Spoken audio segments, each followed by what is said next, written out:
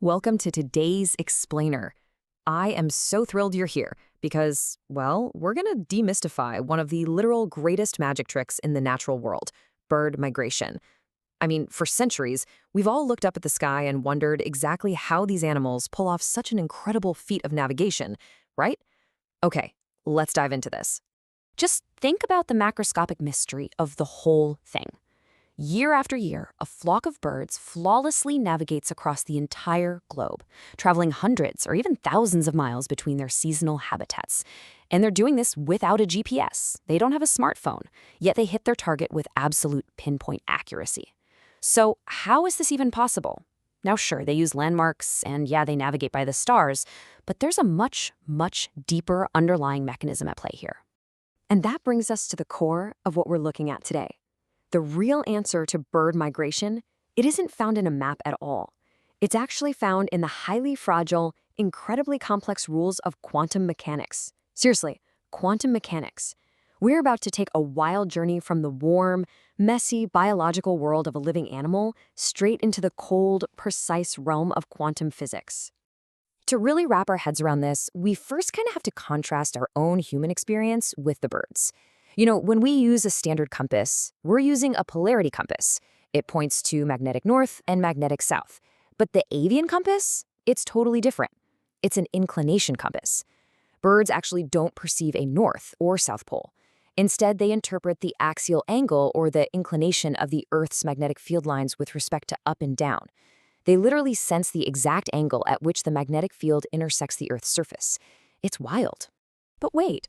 How do they actually sense a magnetic field? Well, we have to zoom right into the biological organ doing the heavy lifting, the bird's eye. Now, experimental findings show that this internal compass is heavily light-dependent. It actually only functions properly in ambient blue or green light. In fact, red light literally disorients them. So when this specific blue or green light enters the eye, it activates a photoreceptor protein located right in the retina called cryptochrome. And this activation triggers a lightning-fast, light-induced electron transfer. Now, to fully grasp what happens next, we need to break down the chemistry just a tiny bit. That electron transfer inside the cryptochrome creates something called a radical.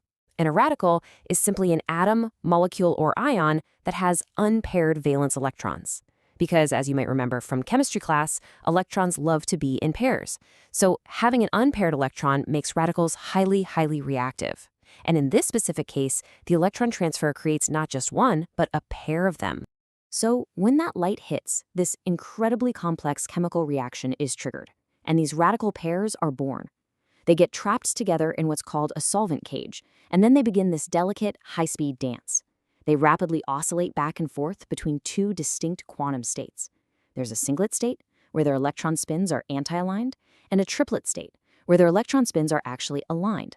You can kind of think of this shifting back and forth almost like a biological Morse code. The Earth's external magnetic field, even though it is incredibly weak, like just about 0.5 Gauss, actually interacts with those electron spins. Depending on the specific angle of the bird's flight through that magnetic field, the conversion rates between those singlet and triplet states are altered. Ultimately, the singlet pairs and triplet pairs decay into completely different chemical products. And here's the kicker. The ratio of these resulting chemical products provides a definitive, clear directional signal straight to the bird's brain. This delicate dance is built right into the specific molecules inside the bird's eye. And this isn't just some generic theory either. Scientists have actually modeled the exact two-stage chemical interplay happening inside that cryptochrome protein. First, a photon of light causes an electron to transfer from a tryptophan molecule over to an FAD molecule, which creates our initial radical pair. Then, a super quick proton transfer creates a secondary radical pair. It's the triplet yield of this secondary pair that acts as the ultimate compass signal. When mapping out the triplet product yields, the math reveals something truly incredible. The magnetic sensitivity dramatically spikes as the flight angle approaches 90 degrees. That rapid, sharp increase in sensitivity, specifically right between 80 and 90 degrees, gives the bird an incredibly precise cue about its orientation relative to the Earth's magnetic lines. This right here forms the exact mechanism of that inclination compass we talked about earlier. Let's just give our brains a quick mental break for a second and really marvel at this idea. Historically, biology and physics rarely ever crossed paths until Schrödinger came along. It is absolutely wild to think that quantum mechanics, a science usually reserved for high vacuums, isolated lasers, and ultra-cold, sterile laboratories, is operating right now, at this very second, inside the wet, messy living eye of a flying animal. It's mind-blowing. To make this whole compass work, the system actually relies on one of the strangest phenomena in the universe, quantum entanglement. If you're not familiar, entanglement is a property where particles are correlated so strongly that you literally cannot describe one without the other. It creates these non-local correlations. So in our bird's eye, the radical pair's electrons are fundamentally entangled right at the exact moment of their creation. And this quantum link is entirely necessary for them to oscillate sensitively enough to actually detect the Earth's phenomenally weak magnetic field. But of course, this introduces a massive scientific hurdle. Quantum states, like entanglement and coherence, are notoriously fragile. They are incredibly easily destroyed by basically any interaction with the surrounding environment. The two biggest threats we're looking at here are dephasing noise, which is just the microscopic bumping and interacting of molecules, and thermal noise, which, simply put, is just everyday heat. Just consider the temperature that a bird's body normally operates at, roughly 300 Kelvin, or about room temperature. Now, in physics, there's a general rule of thumb that says if the thermal energy of an environment is higher than the energy of the quantum interaction, the quantum coherence should be instantly destroyed. Period. A 300 Kelvin environment is a chaotic, hot, bouncing mess at the molecular level. By all classical physics logic, this quantum compass just absolutely shouldn't be able to exist. So the crucial point here is how the bird actually beats the heat, and it really all comes down to a race against time. The quantum effects are utilized before the system even has time to equilibrate with its thermal environment. The initial photochemical reaction and those crucial radical pair dynamics all happen in a matter of microseconds. It is quite literally too fast for the thermal noise of the bird's body to ruin the quantum entanglement. Nature has, essentially, found a genius loophole in the thermal noise problem. Let's zoom back out to us humans for a second and look at why this matters so much for our own future.